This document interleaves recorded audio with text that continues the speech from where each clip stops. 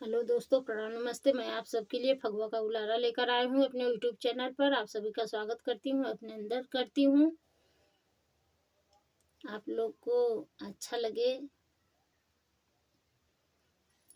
दुलार प्यार बरसाइए अपनी छोटी बहन को। सुधिया वै बलमुआ तोरे को रवा, सुधिया वै बलमुआ तोरे को रवा। कवने मास मोरे अइने गवनवा, कवने मास मोरे अइने गवनवा।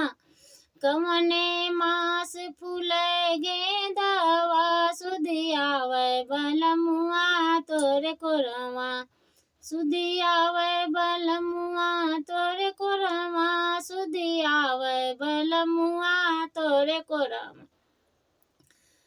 फागुन मास मोरे अइने गवनवा, फागुन मास मोरे अइने गवनवा।